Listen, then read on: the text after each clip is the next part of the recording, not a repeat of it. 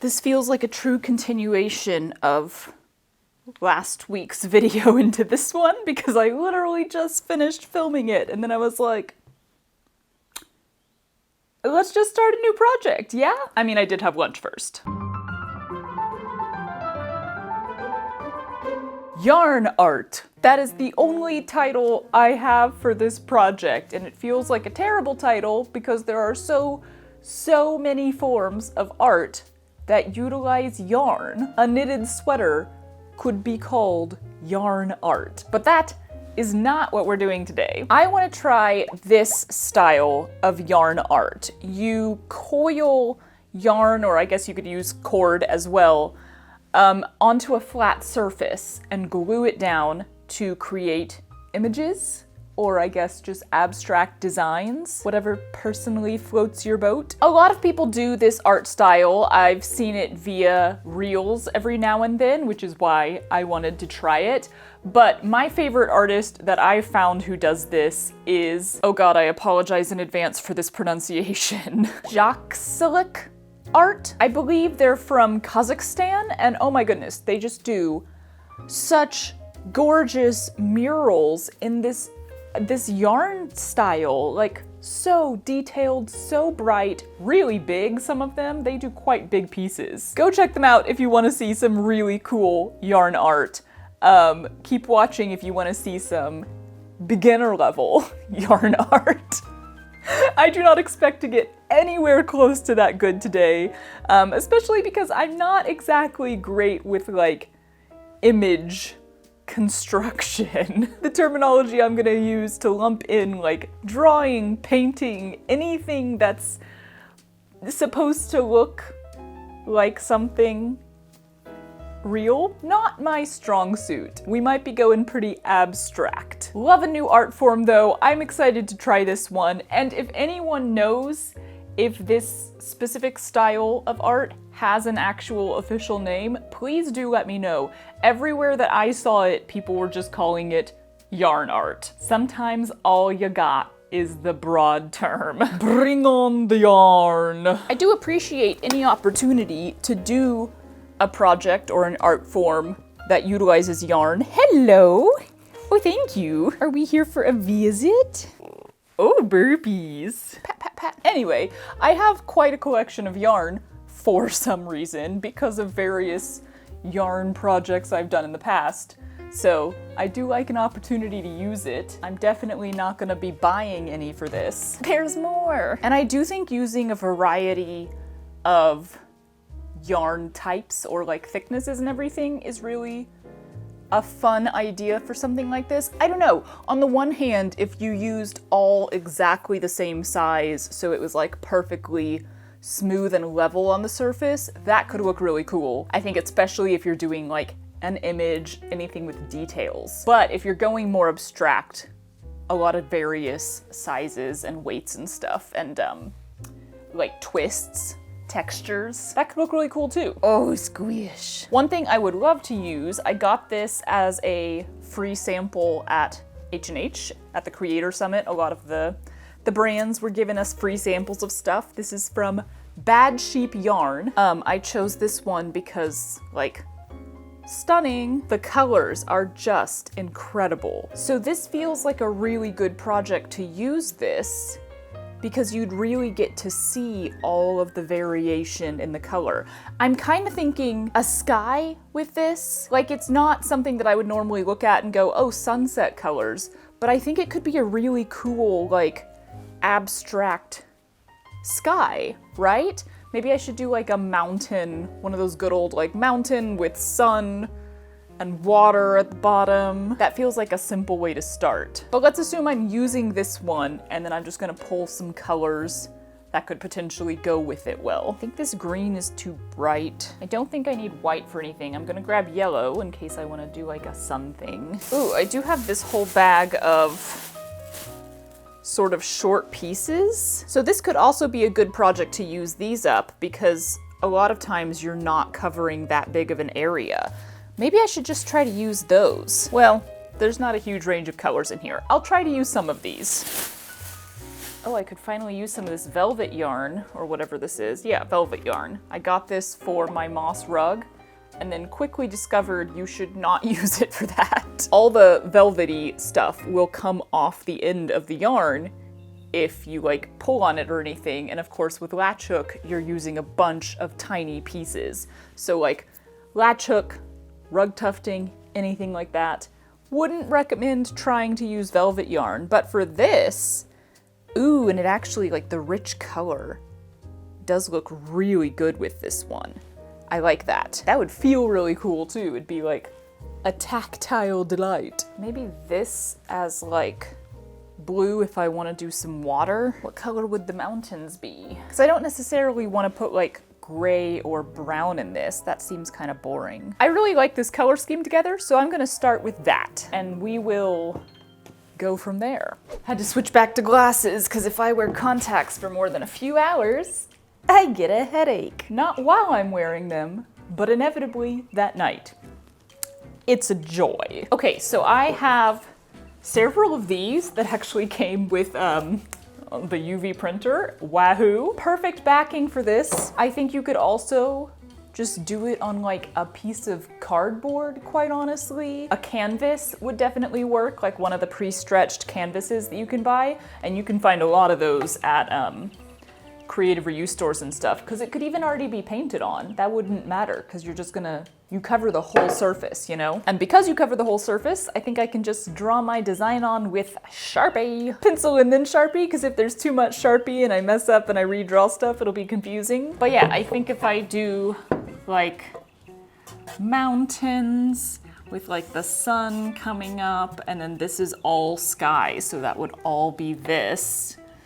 And then I can do like grass and a river down here, you know? Just sort of simple shapes, abstracty simple shapes. Simple shapes. And then if I start from the top and work down, I can make sure that I don't run out of this. Or like if I run out of it, I can just move the whole design up, you know? I do think that if it's like a big area like that, you almost need to like section off bits of it. This is with no actual concept of how people normally do this. But like, you don't necessarily just want like back and forth straight lines. You want like swirls. Think,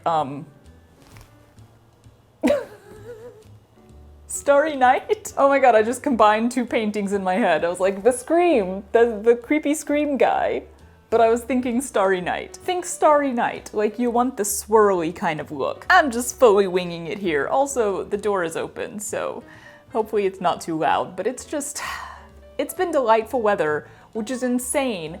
Every time I get online, on social media or whatever, I'm just seeing that everyone is having a massive heat wave, like everywhere else. Even Matt was just in Paris and he was like, it's so hot in Paris. And meanwhile, it's just been delightful here. I mean, it is getting warm every day. It's been warm enough that I've started closing the door and turning on the AC, but like usually only for a few hours in the afternoon. It's just been great, which I appreciate because I know we're gonna have like a solid 3 months of 100-degree weather. There's no way we're not gonna have that, right? Not that I'm tempting you.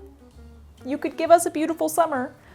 Anyway, I'm gonna stop rambling right now and draw my design on. I'm procrastinating because I don't quite know how I want to do it. But while I figure that out, here's what we're gonna do. We've got a really cool sponsor for today's video, like a themed sponsor, you could say. So allow me a moment of your time to tell you about that.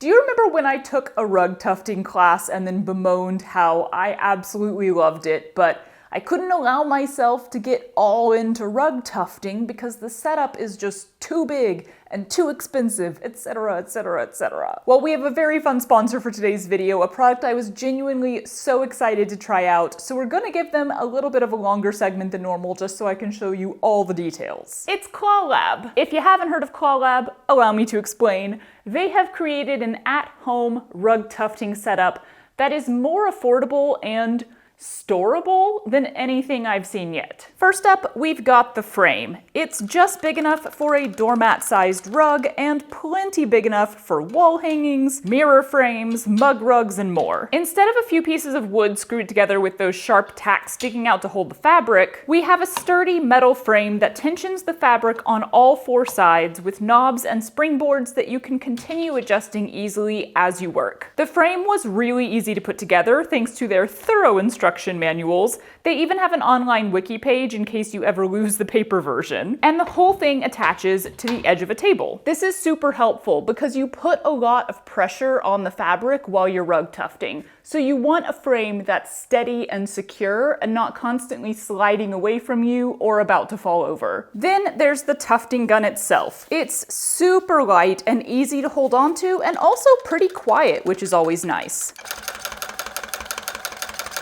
You can adjust the speed with this knob on the back, with the green portion of the circle telling you how fast you're gonna go, anywhere from 1 to 20 stitches per second. Claw Lab's tufting kit comes with the frame, the tufting gun in this lovely little carrying case with support items like a threading tool and even a plug adapter, and then a few items to get you started on your tufting journey, which I found super helpful. A piece of tufting fabric, a piece of backing felt, and a collection of tufting yarns. So once I had the frame put together and attached to the table, I could get my piece of fabric on there. You attach it to the top bar, roll it up, and then notch it into place. Then it goes through the top roller and the bottom roller, and you spin those knobs to tighten it. The sides go into these springboards, which tighten as you slide this bar downward. That's pretty dang solid if I do say so myself. The protective cover comes off the front of the tufting gun, and then you use this little wire tool to thread the yarn through before plugging it in and turning it on here at the bottom. I set my speed and then went for it, just getting a feel with a random shape. I was benefited here by having taken a tufting class before, but even if you're a complete newbie, Claw Lab's wiki page has videos showing you each step of using the tufting gun, and then even a little Tufting Academy section with tips and patterns you can try, and a YouTube channel with several videos to help you out on your tufting journey. For me, there was a bit of a learning curve at first, literally, as I figured out how to do those curved lines and made sure I had enough slack in my yarn so the tension wasn't yanking it backwards out of the gun. But I got the hang of it pretty quickly and started making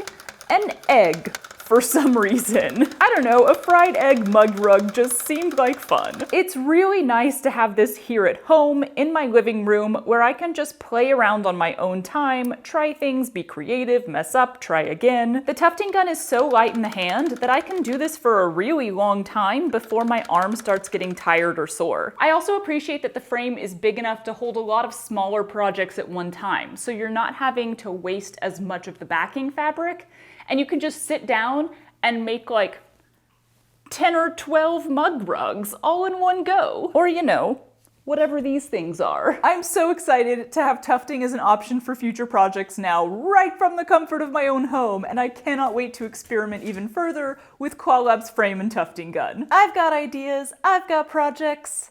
I've got a list. There's always a list. If you would also like to try tufting from your own home, then check out Claw Lab's tufting kit by clicking the link in the description below. You can use my code STITCHERY at checkout to get an extra $20 off. Thank you so much to Claw Lab for sponsoring today's video and for giving me the tools to start my rug tufting journey right here at home. Now back to yarn art. I'm gonna draw it in pencil first so there won't be a ton of incorrect Sharpie lines, she said, doing exactly not that. Okay, this is kind of a mess, but you know, that's fine because we're gonna wing it. I was thinking like a bunch of sun rays coming out of the sun would look really cool, but then I think that'll look less cool with the type of yarn and the color of yarn I'm using than doing like a swirly sky like I originally said, because then all of the variation in color would be kind of spread out. I don't know, I just don't think it would look as good. So ignore all the sun rays. We ain't doing that. And then I think I will do white. I think I'll do snow-capped mountains. And then I think I'll do the mountains in the green. The tree-covered green mountains with snow on top. And I think that'll set off this color in the sky really cool. It'll almost come across as like Aurora Borealis, maybe. That's the new plan. Ooh, so should I do, now that I'm thinking Aurora Borealis, those kind of seem to come in the sky like this. So maybe I should almost do that pattern. Ooh, that could be interesting. I feel like this yarn is getting more and more tangled because I had it thrown in bags and stuff. Where's the end? Are you the end? Is this a house for hermit crab? Who knows that reference? I'm not gonna tell you what it's from. You tell me in the comments if you know that reference, and I will be very impressed. Why is there another end? Oh, no, that was just a little tie. Okay. Oh, glue. Glue might help. Hello? You got really excited, but nothing's happening. It's just glue. You wanna smell? Yes, yes, sniff the glue. It's in a closed container. So I have seen videos where it looked like the person was using hot glue to do this, which would be like nice and fast. I think I would rather do it the slower way, the slower drying way, and use, you know, good old Elmer's, because that means that you have more time to like adjust things once you've laid it down. I'm not a big glue person. So a weird way to put it, but I tend to avoid using glue in a lot of projects, not because I have an issue with glue as a substance, but because like tactilely and sensory wise, I don't love touching most glues and like getting sticky and everything. So hot glue is my favorite type of glue because I do not at all mind burning my fingers. My fingers are pretty much unburnable thanks to several years of making omelets at college. It's a whole thing. But we're gonna go with the sticky option this time, and I'm gonna use a paintbrush to put it on and hopefully avoid getting sticky myself. But that should give me time to like adjust things as I go, and I swear I brought tweezers out for that option as well. Why am I losing everything? Aha! Tweezers will also be helpful for adjusting things as we go. Ooh, what if I start it off the side? Doop-a-doop-boop-a-doop-boop-boo. You just gotta make sure the last one ends up here. Okay. I pretty much immediately decided I will attempt to not cut this yarn as I coil it on. Like, just use one long piece that twists and turns around, yeah? I don't think that's like an official thing for this art style, and I probably won't even stick with it beyond the sky section, but it seemed like a fun challenge for this beginning bit.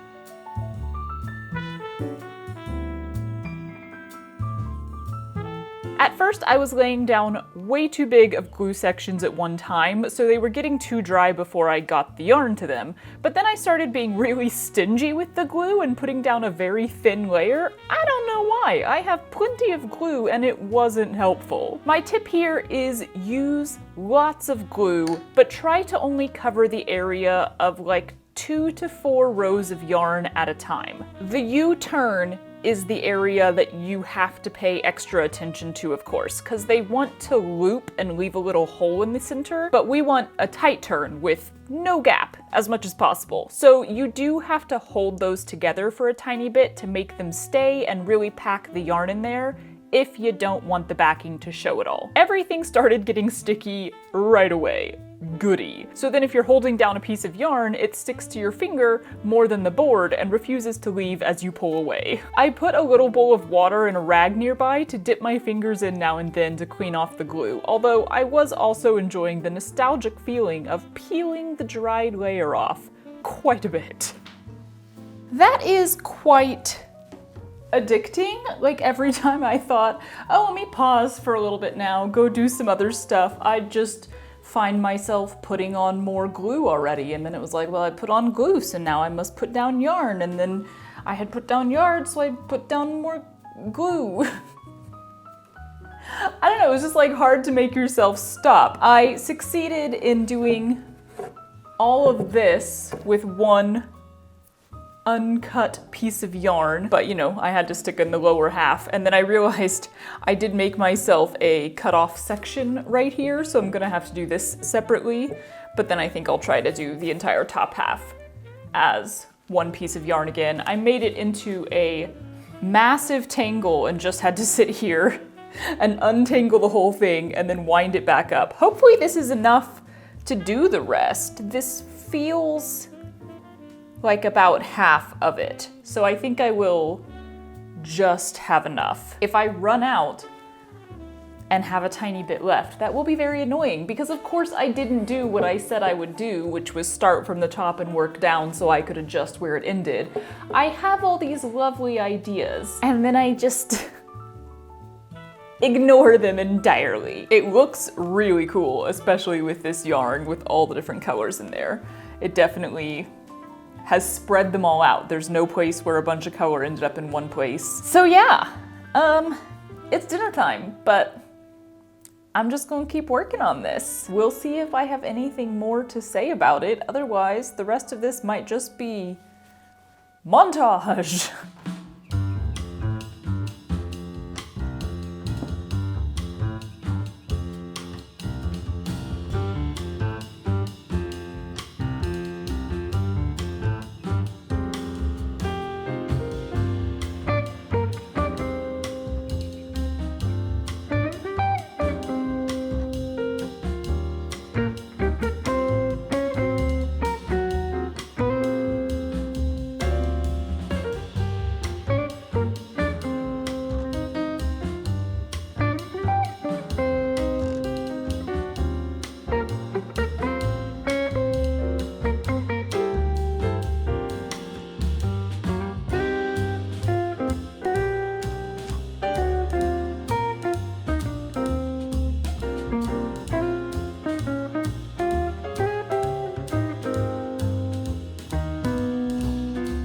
Ta-da! That is a very psychedelic sky. I think the overall name of this piece should be Hiking on Shrooms. But I didn't run out of yarn, huzzah! Thought I was gonna for a little bit there. And I was gonna pause now and go do some editing, but yo, I'm not kidding. It's kind of addicting. I'm like, I still have glue here. I don't want to rinse that out. I should just start on the next section, right? I mean, the sun is gonna be so fast because this is wildly thicker. So maybe I'll just do the sun and maybe also the snow. Then we're back to thinner stuff with the velvety one.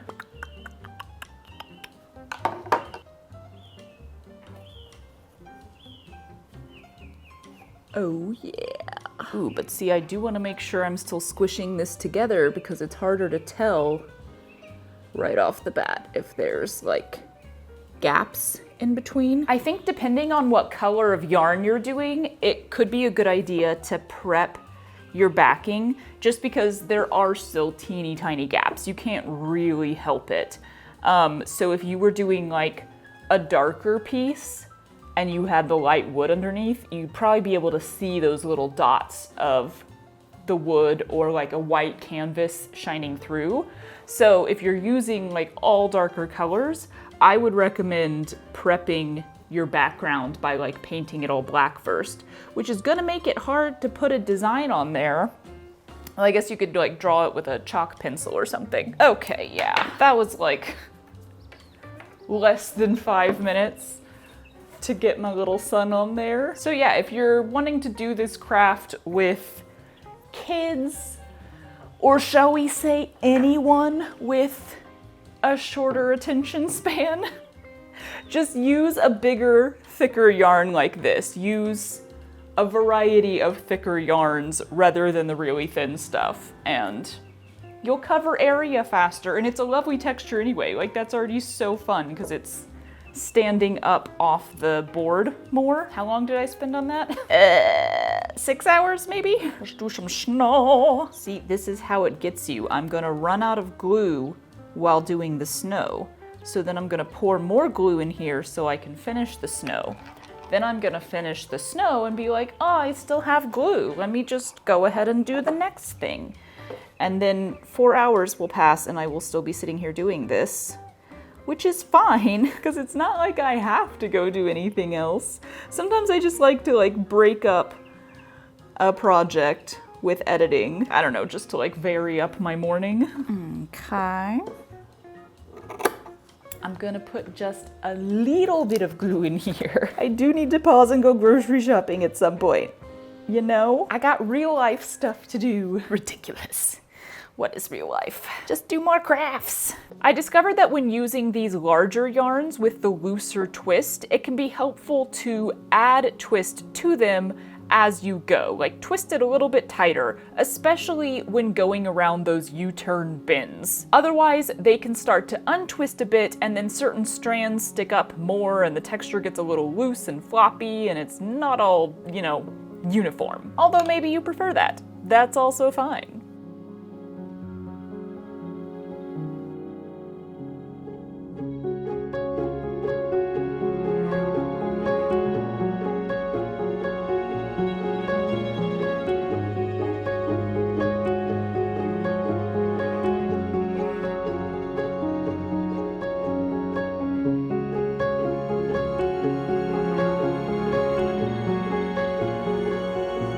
I didn't film any of doing the river because I was doing some very twisty-turny stuff to try to make it look a little more like water, and it was taking all my focus. But all we got left is the grass. Woo! So twisty-turny. Hi, Bubby. I don't really know why I keep doing the yarn over the side of the frame. It's kind of like I started it and then I felt like I had to stick with it as a design choice? I don't know. Really glopping on that glue these days. This one is real easy to put on here. What a delight. That's one side of the grass done. Let me do the other one and then we can take a look at the whole thing. I mean, you can kind of see the whole thing here, but we gotta do a final product. It's tradition.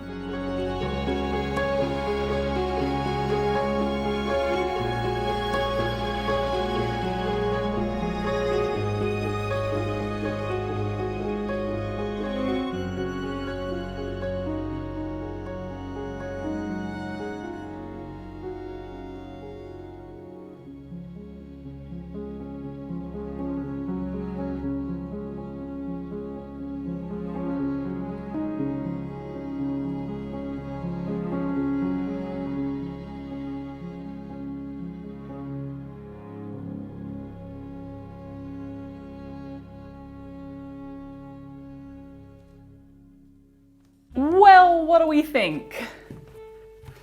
I think it's cool.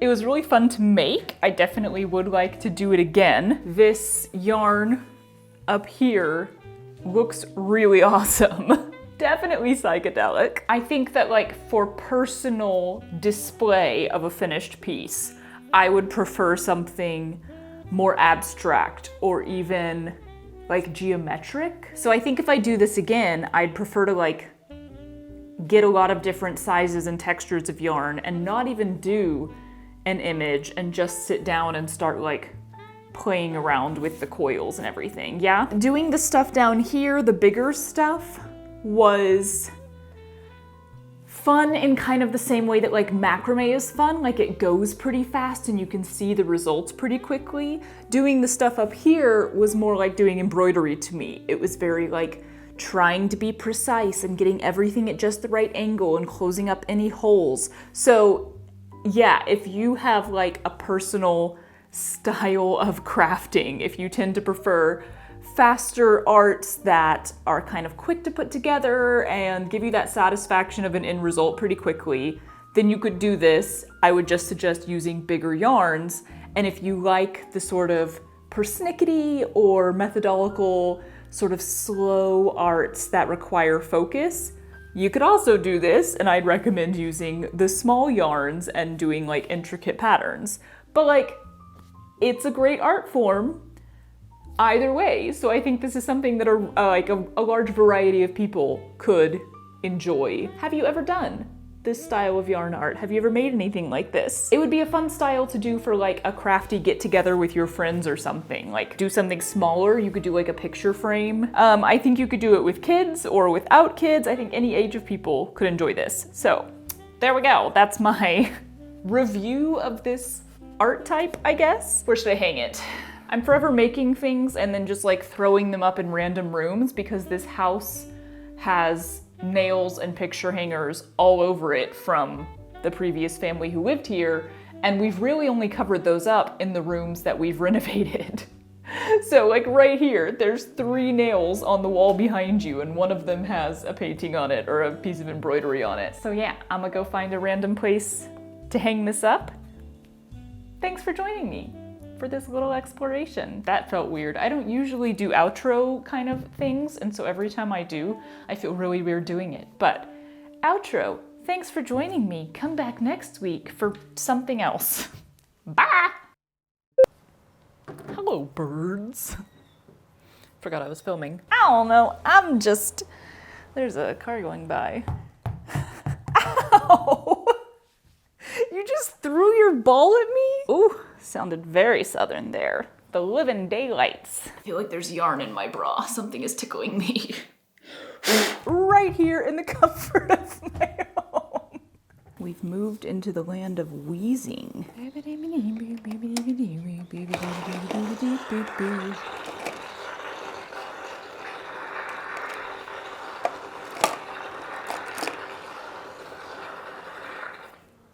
That's a thing our pool filter just does multiple times every day.